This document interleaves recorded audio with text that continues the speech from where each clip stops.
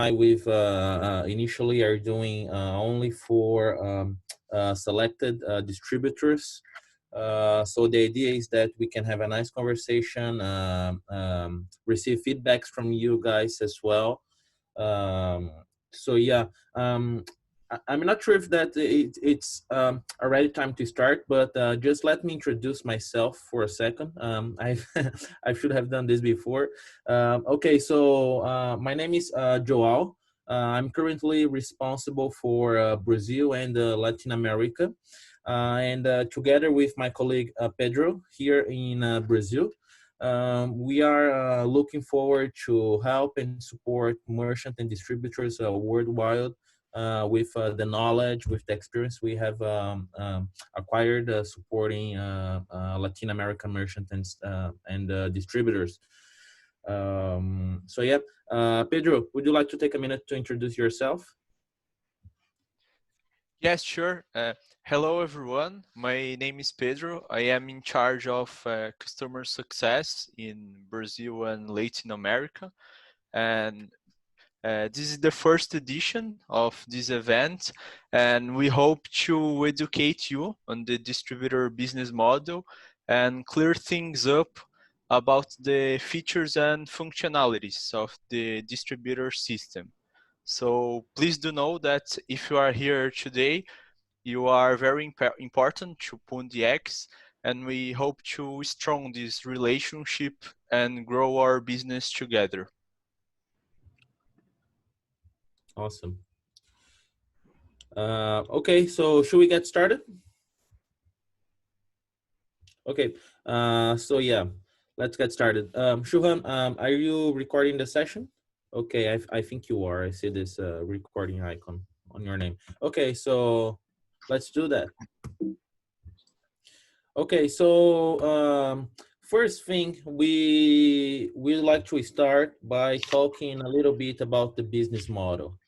So it is basically divided in four main pillars. Okay, and the first one is very obvious. Of course, sell, rent, or consignment of exposed devices.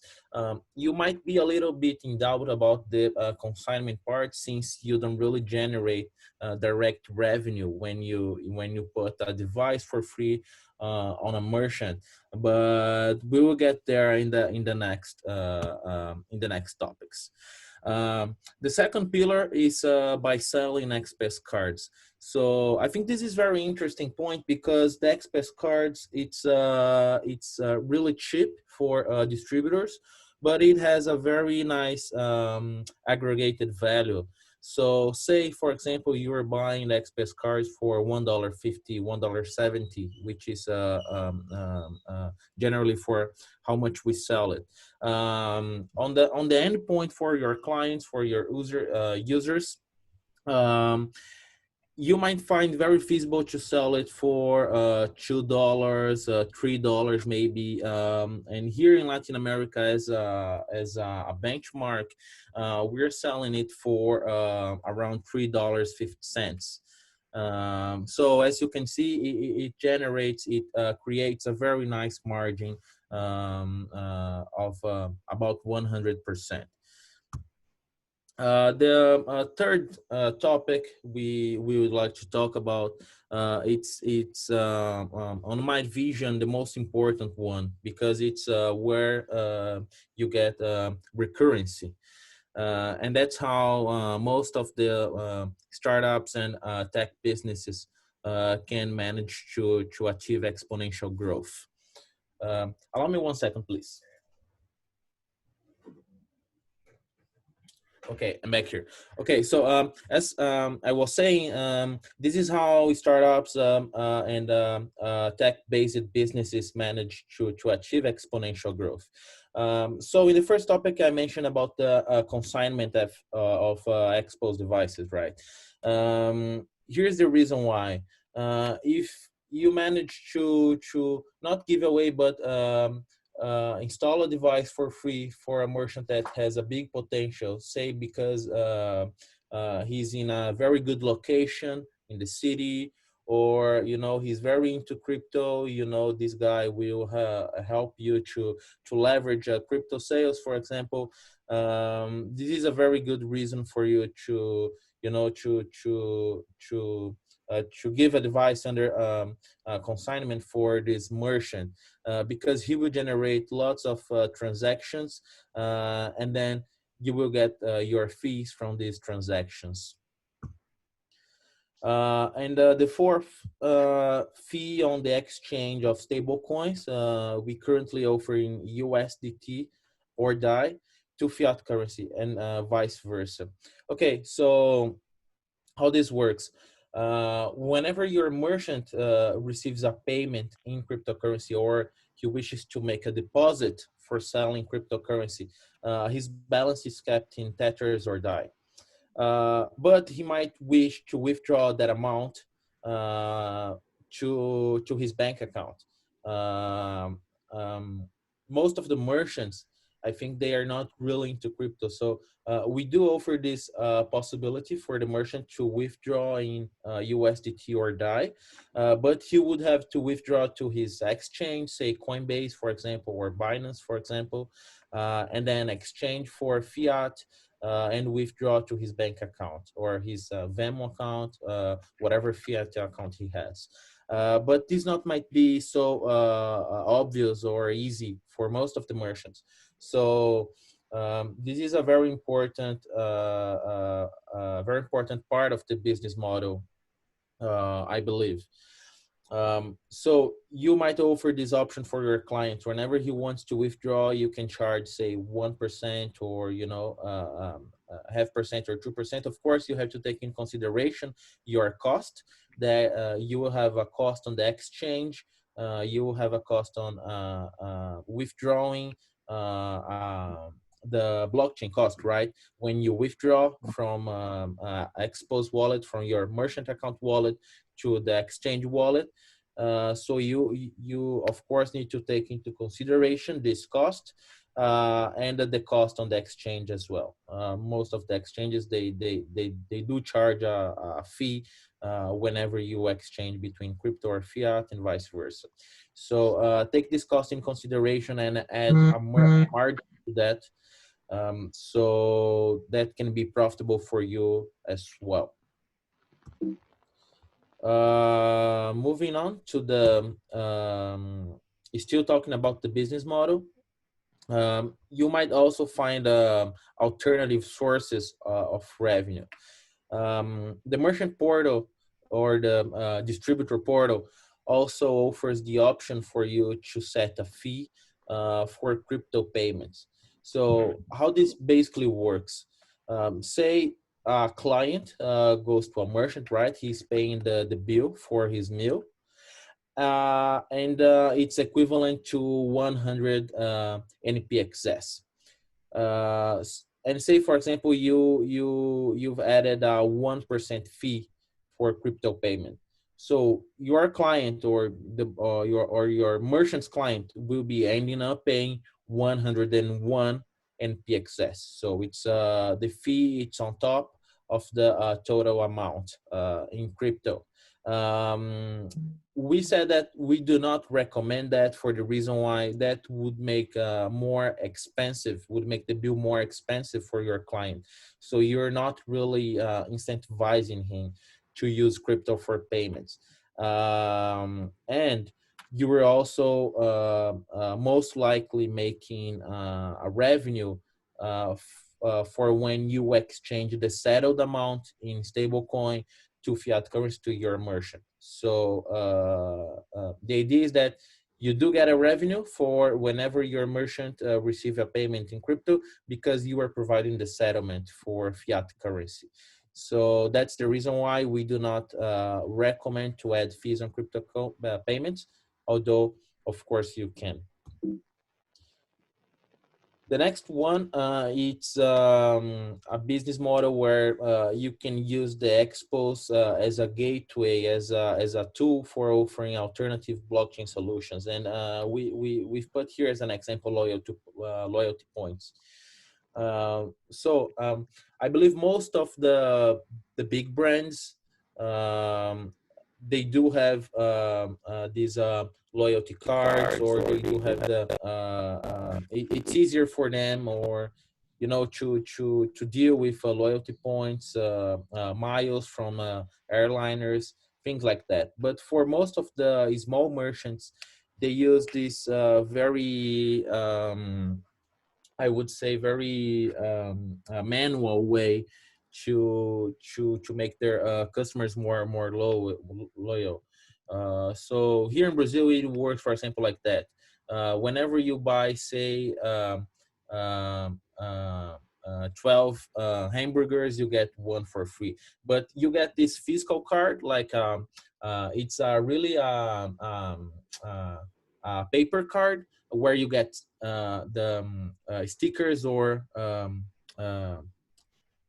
um, stickers, yeah, or marks on this card. So it's really manual. It's not too much easy for everyone. You as a customer, you might lose this.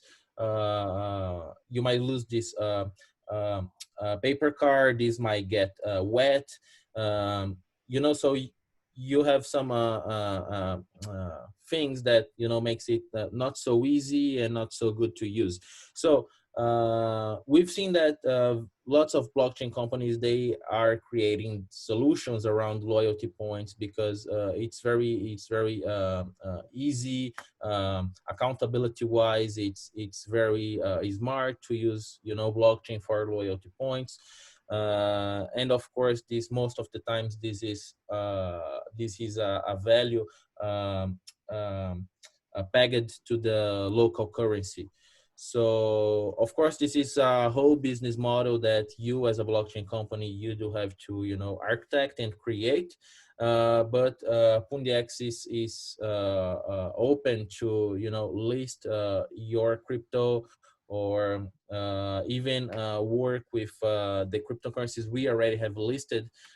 So you, for example, you can buy it in batches to distribute to your clients, so they can, to your merchants, so they can distribute to their clients.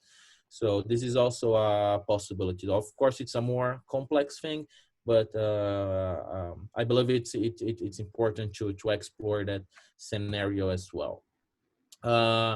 And the last one, and I would point this as an important as well. It's to build a network of distributors. We will dive more on that on the next slides about building a network of distributors.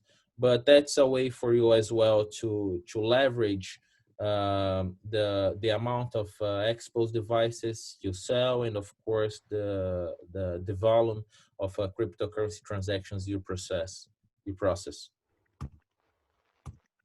Okay, so this is a very visual way to demonstrate basically how this chain of distribution works.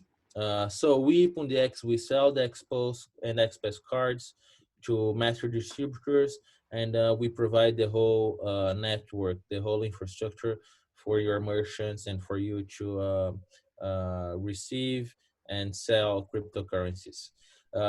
The master distributor can sell directly to end users, XPS cards.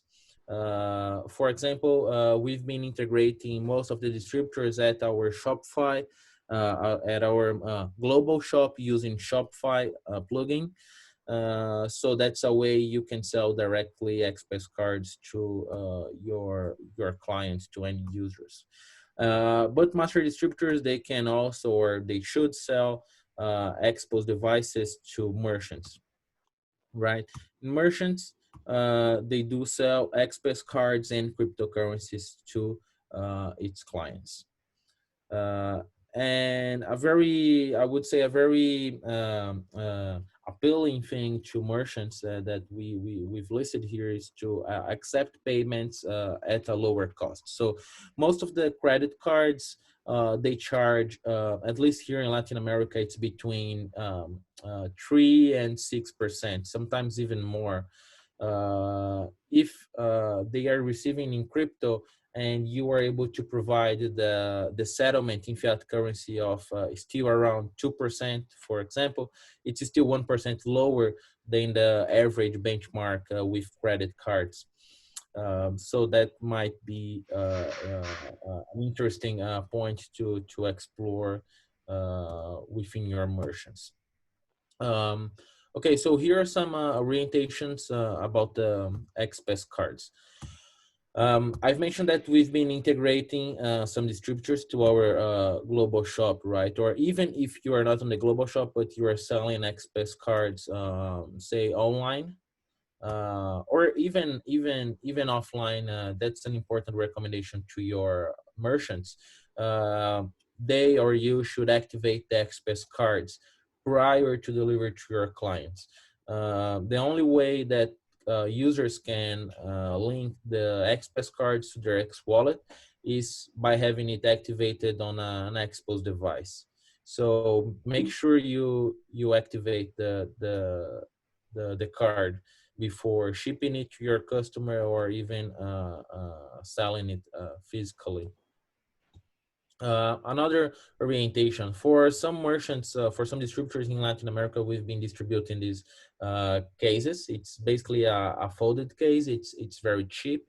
So if you want to leverage the sales of express cards, we do recommend that you print these folders and use, kind of how how's it called in English? Is it a like a dual side tape or I'm sure there is a specific name for that, but you can use that to stick the card to the folder. Okay, so another orientation. Currently, our legal team has been working on making the Pundex ecosystem more compliant. This is especially related to the monetary authority of Singapore, which we are looking to apply for the license. So the whole ecosystem will become more and more compliant to the global standards.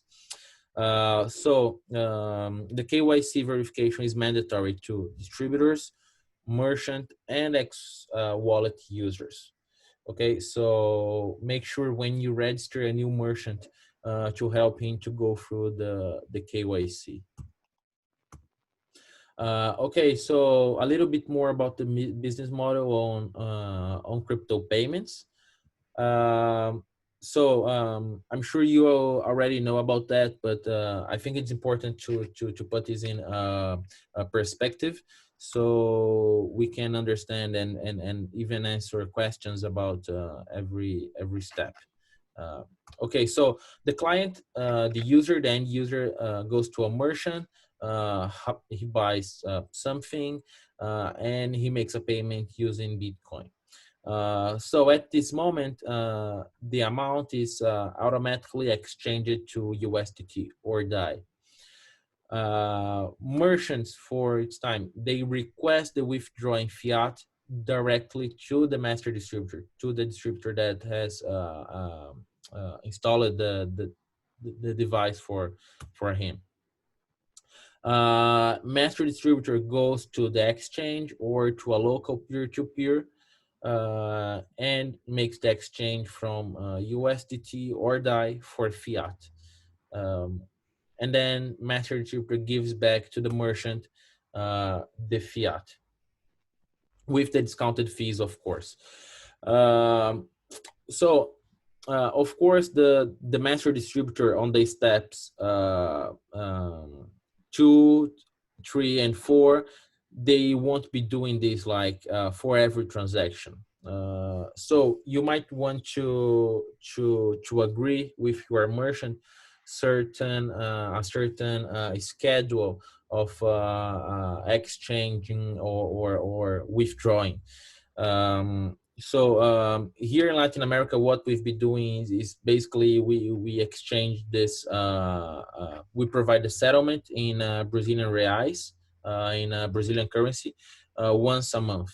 unless the merchant has this very big volume and he needs this, say, on a weekly basis, we can provide that, but that's not the case of most of the merchants. So this is basically how the settlement process would work. But again, of course, you don't need to provide the settlement in fiat currency for every transaction. So you might want to do this in batches. So it's cheaper for you in terms of fees, uh, and it's cheaper for you in terms of operational aspects. You don't need to do the exchange every day. Okay, a small remark here. The request is done directly to the distributor through the, okay, it should be through the merchant portal. So merchant request is through the merchant portal. And here is a fee scheme. As we mentioned in the beginning when we were talking about alternative sources of revenue, we do not recommend adding a fee when a merchant receives a payment. That's because it would make this more expensive for the end user, so it's not really incentivizing him to spend using his crypto. But of course you can. So the so the recommended fee, suggested fee is 0% for crypto payments. This is not for settlement, of course. So remind that whenever a merchant receives, say, a payment in Bitcoin, Ethereum, NPXS, the amount will be exchanged to USDT or DAI, and then you have this is another part of the business model, the exchanging between stablecoin and fiat currency. So this is not considered in this fee scheme. Okay. Um, so this it's how you see it from the distributor portal. This is the screen. So by going to settings on the top of the nav bar, you will be able to set your commission withdrawal amount, your cashier commission rate, and your crypto sales commission rate. Uh, okay, so you actually have the possibility, or better saying, you will start by creating a fee and tax profile, okay, which applies for all the merchants that you have for this profile. So it's standard, so you don't have to set the fees or the taxes for every device. Okay, and here is a walking through for when you are liquidating the stable coins that you have on your distributor wallet. So you see here that we have an approximated balance of 4,620 Brazilian reais. But this, of course, it's in a stable coin. So what you will do is you will select withdraw. You will click withdraw. You will input the address of the wallet that you are withdrawing. It can be an exchange or a peer-to-peer of your trust. So you can send this stable coin to be exchanged for local currency. Okay, so moving on to the crypto sales. Yeah, moving on to the crypto sales. So everything starts on the merchant. After he has the device installed, his account is created, he will request a deposit to sell crypto. So this merchant can deposit to the distributor in fiat currency. And important saying that when a distributor receives the fiat currency, he will need to exchange this for, just 1 second, I see we have some questions here. Okay, apologies that I've only see the questions now. Okay, so there's this first one from Paul. Can we get the slides to further understand better? Of course you can. I will send it to you guys. And if you have any questions, after the session, you please feel free to write to us. So there's another message. Sure, this session is recorded. It will be shared. Okay, that's from Shuhan. Thanks, Shuhan. Okay, got it. Apologies, I've just saw the questions now on the chat. Okay, so going back to the crypto sales transaction scheme. Okay, so merchants, they request a deposit to sell crypto. He needs an available amount to sell crypto. Okay, so he can do this payment in fiat. So say, for example, he deposits 100 reais to Pundex bank account in Brazil. We will exchange this 100 reais to approximately to 20 DAI or USDT, and the deposit to his bank account. Again, of course, you don't need to make this exchange every time you receive a deposit from a merchant in fiat. It is better if you manage to have, say, a pre-funded account with USDT or DAI, so you can provide the deposit for your merchants more instantly, or more rapidly. The merchants can also deposit in any stable coin if they are more familiar with the crypto world. Of course, they can also make this deposit to your wallet, to Master Distributor wallet, in stable coins. So Master Distributor, after receiving the deposit, he will exchange the stable coin, the fiat to stable coin, and deposit to merchant bank account. All of that is done through the distributor portal. Okay, so merchants now, they have this stable coin amount available for selling crypto to their clients. There's another question here. Let me check. Okay, from Paul. Thanks. I'm currently in Nigeria with XPOS as a merchant. Can I make a new deposit with fiat? Paul, if you have a distributor on managing your XPOS device, he should be the one responsible for exchanging the fiat to a stable coin. Okay, if not, you would have to make the deposit directly in stable coins. Pundex Global or Pundex Singapore is not currently accepting fiat currency from countries outside Singapore. Okay, so going back here to the slide. So end users will have the option will have the possibility to buy crypto using fiat money. So maybe one question that is important to address here: most of the merchants or even the leads that we receive, they ask, does the XPOS accept credit cards or debit cards? Can clients buy crypto using credit or debit card? The XPOS, it does not accept credit or debit card. The reason why is because XPOS or crypto, it's a global thing. That's what we are targeting. If we were to accept debit and credit cards, we would have to integrate with every local payment processor from like every country, and that's not our main focus right now. The reason why it's not our main focus right now is because you can use a traditional POS that you have in your country that is already connected to the to the local monetary system, to the local banks.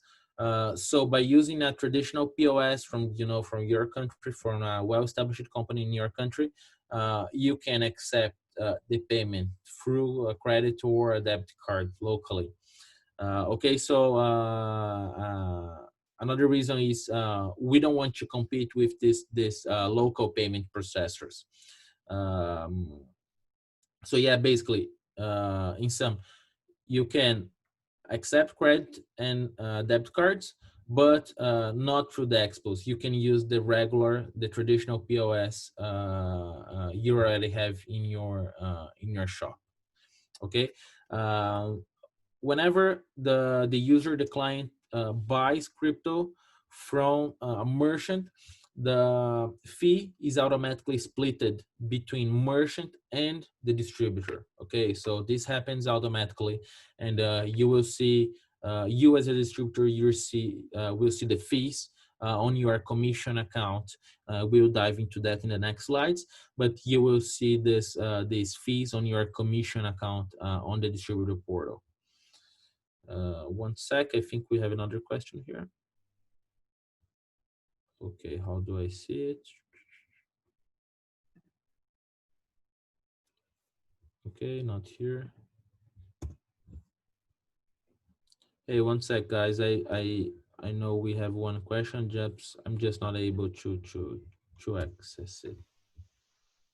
Jao, Yeah. I could read it. It's from our partners in South Africa. Can we Yeah. fully understand PayPal newly released payment option and how it works? So he just wants to know how PayPal works. Okay, sure.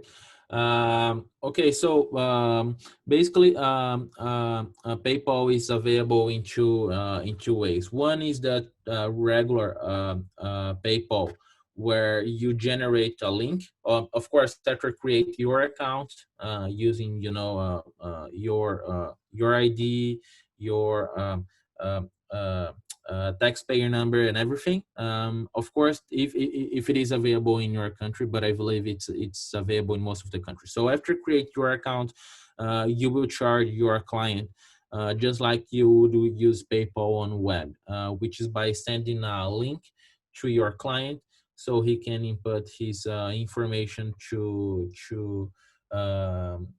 make the payment. Another possibility, and this is if I'm correct, please correct if I'm wrong, but it's PayPal here.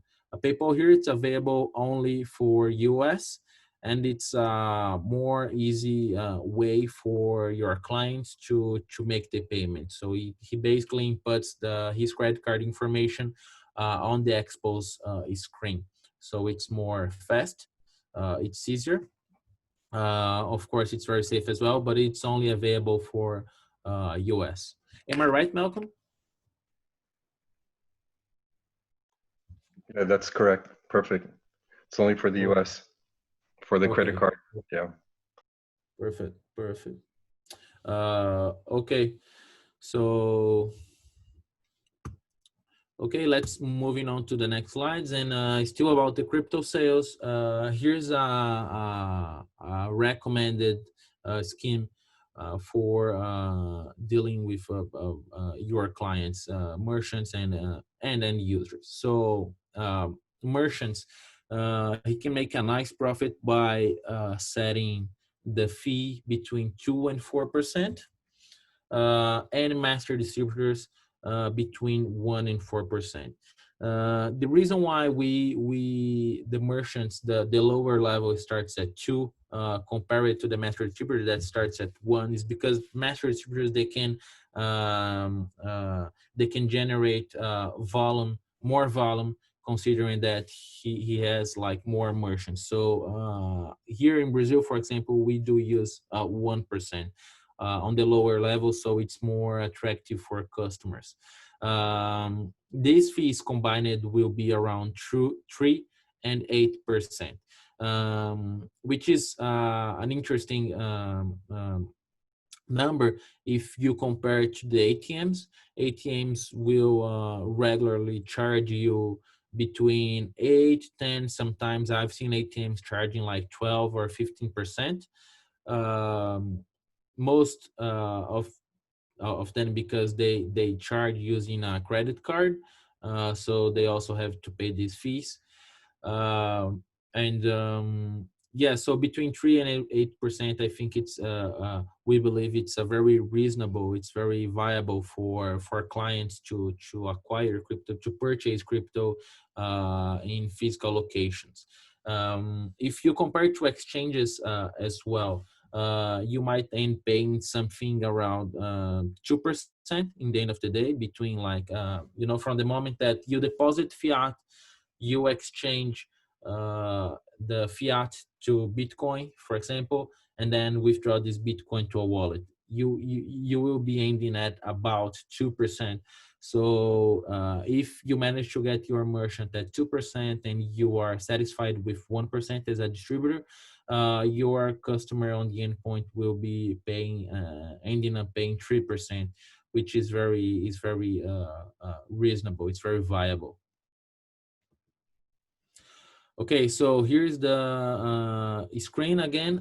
If you see this yellow arrow, here you as a distributor, you set your commission rate. So you can see here that we've set this at 1% here in Brazil. So yeah, we want to make this very attractive for customers, but it's still profitable. So 1%, it's an interesting number for us. Okay, and this is how merchants on the endpoint, they can set the service charge. They can also set this through the merchant portal, but this is just a simpler and easier way for them to set the fee on the XPOS device. This is also interesting because depending on the volume that the client wants to purchase, they can make it cheaper or more expensive depending on the volume. So say I go to a merchant, I want to purchase $1 worth of Bitcoin. So me as a merchant, I would just charge like the regular fee, say 2%.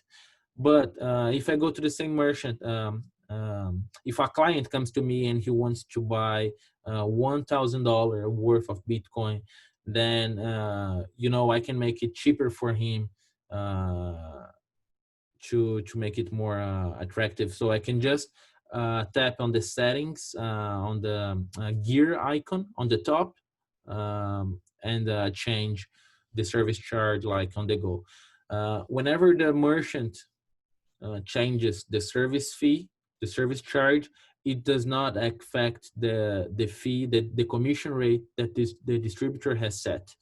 So the distributor commission rate, it's still intact. It will be the same regardless of the service charge charged by the merchant.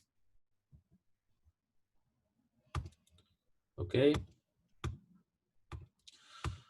So I've mentioned about the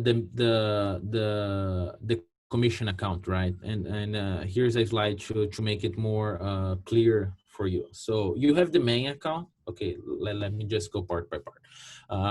You have the main account where basically all your funds initially are kept. Of course, you in the figure of a distributor, right? So say you deposit 1,000 USDT that will be later distributed to your merchants, to your clients, so they can sell cryptocurrencies.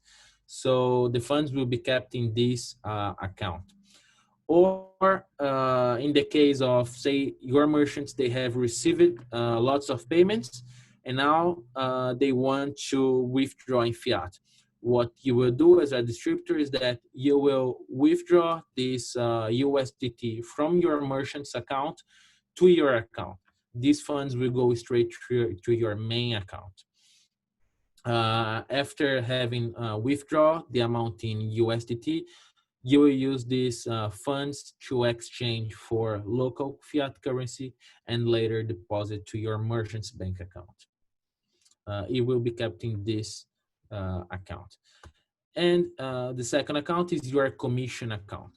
So whenever a merchant or a client of you sells cryptocurrency, your part of the fees, your rate, your fees will go to the commission account. So it's easier and let's put like this, it's a more clear way of you to view or to visualize the fees that you have earned.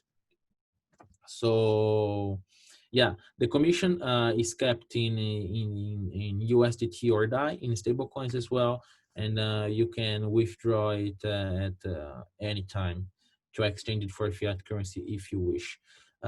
In the next versions of the distributor portal, you will be able to withdraw the commission account to your main account.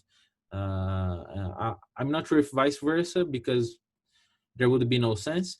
But currently, you cannot withdraw the commission to your main account, but very soon you will be able to do that. So the distributor portal, it also offers the possibility to add distributors below of your master distributor account, or even your sub-distributor account. In the first slides, when we were talking about the business model, the topic 7, if I recall well, it was about building a network of distributors. So this is how it works. You, when you are a master distributor or a sub distributor, you can add distributors below of you. So your commission rate, it is still the same, and it's splitted. You can set the split with your distributor. So say you are charging 1% in fees for crypto sales, but you are sharing 50% of it. So you as a master distributor, you will be getting 0.5%, and your sub distributor will be getting another 0.5%. All this can be set on the distributor portal. So the bigger is your distributor network, most likely the higher will be your incomings with revenue, because the idea on the end of the day is that more distributors, more sellers on the streets will help you to deploy more devices. So talking about permissions, right? So you as a master distributor, what you can do deposits and withdraw directly to your merchants. As you can see on this first arrow, so you can deal directly with merchants, but you can also deal directly with your sub distributor. You can set the fees applying to merchant transactions, so you can also manage that through the distributor portal. You can determine the fee split between distributor agents. So as I mentioned before, say you have set 1% for crypto sales, your commission rate, but you are sharing 50% of it. So this is the fee split between your distributors agents. You can, of course, add, register sub-distributors, and you can directly register new merchants, new clients. If you are a sub-distributor, if there is a distributor managing everything on top of you, you can add a distributor below you, and you can also, of course, directly register new merchants. Important saying that, say you are a sub-distributor and you are registering a new merchant, okay? You do have a distributor below you, but you are adding a merchant directly. So the fee, it will go straight to you. You won't be shared with the distributor that hasn't worked to get this merchant, okay? Same for master distributor. Say you are a master distributor, you register the merchant C. Every fee that is generated by the merchant C, it will go straight to the master distributor. You won't be shared. You won't be splitted with sub-distributor or distributor. Okay. And lastly, distributor can register merchants. Okay. So this is just another way to visualize what I have just mentioned. Again, I will be sharing these slides later on with you, so you can digest with more time. Okay, here is another view on the hierarchy, and this is what I've just mentioned on the 2 slides ago. Although, of course, you can add more distributors that would make your network more profitable and bigger. You can, of course, deal directly with your merchants. Um, Another consideration on the hierarchy is that the fee model set by the master distributor is applied to all merchants in his networks. Okay, so say you have a distributor and a distributor below you. Uh, Whichever the fee you have set as a master distributor, it will be the same applied to the distributors below, and the merchants, all the merchants that these distributors and sub distributors add to the network. With multiple master distributor accounts, it's possible to manage multiple fee models. Okay, so say for example, this is the case of a distributor we have here in Latin America. He distributes in Panama and he also distributes in Colombia. And he has different business model for these two countries. So what he does is that he has two different accounts.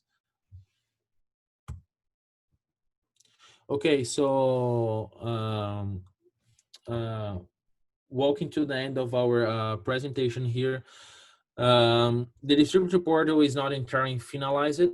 We have delivered, it's been, the distributor portal, it's been already a couple of months, but there's still lots of upgrades to come. So some of the features that will come on the next versions, it's on-chain deposits, and a withdraw. I forgot to add this here, but withdrawals also.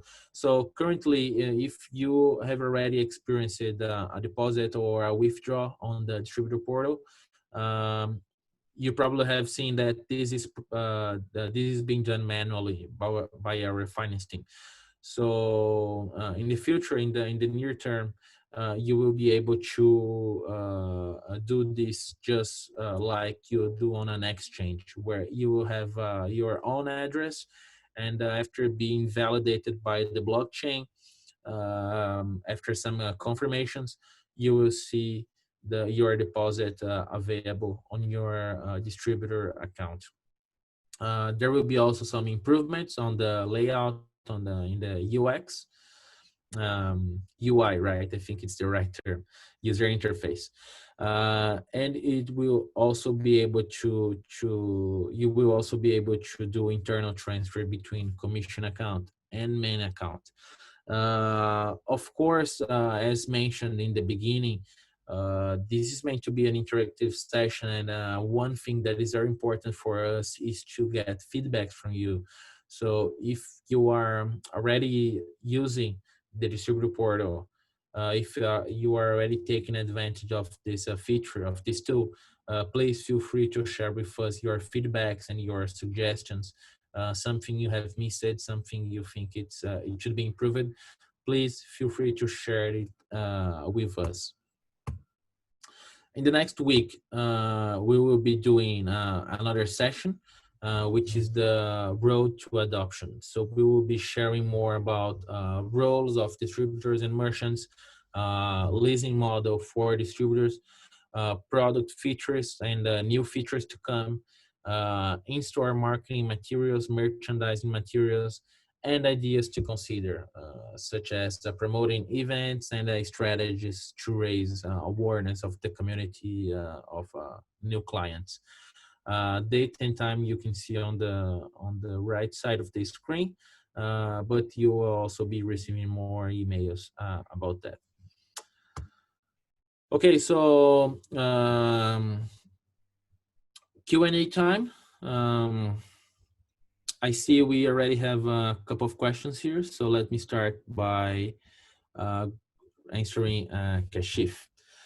Can we fully understand how PayPal newly released payments? Oh, okay. I think I've answered this before. Next one, will on-chain payments from the merchant side, including BTC as well, other crypto services that currently support Ethereum and Binance? And is there future plans to include cryptocurrencies like Mu or MySgo or Monaco for crypto sales options? Okay, so answering the first one, on-chain crypto payments. Yes, Bitcoin and other cryptocurrencies such as DAI and every other that we have listed on the off-chain payments will be available very shortly. I believe the next one will be Bitcoin and DAI. And in the weeks to come, of course, we will be working to add new cryptocurrencies to on-chain payments. So the answer is yes, it will be supported. It will come in the next updates. And the second part of the question, is there future plans to include cryptocurrencies? Yes, there is. What the way we actually work is that we basically we don't really outreach for most of these projects. We do expect them and their communities to look for us to include, to list the cryptocurrencies they are requesting. The reason why is for a sense of demand. So we at Pundex, as you know, as a company, we do know lots of very interesting projects that we want to have it listed, but it most likely it doesn't really have the demand from clients to either to make payments using, for example, okay, and that's just an example, to use On Go for payments or to purchase On Go physically in physical stores. So we first would like to hear from this project and their community, their local communities, to understand the demand. And then, of course, if there is the demand, we will work towards the listing.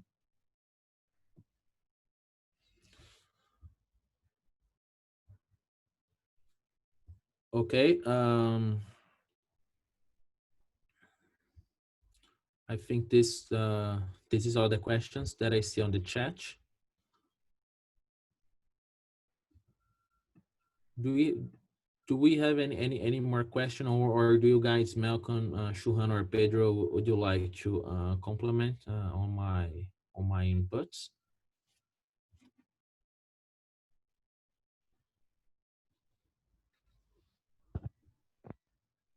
No, I think the presentation was pretty clear, and that's basically everything. If you have more questions, please let us know.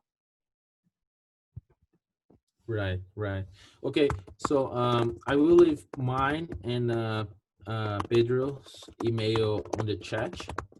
So if you guys have any more questions, you please feel free to write us. We'll be later also sharing the slides with you guys. Thank you, sir, for the presentation. Really appreciate it. My pleasure, Kashif. By the way, where are you from?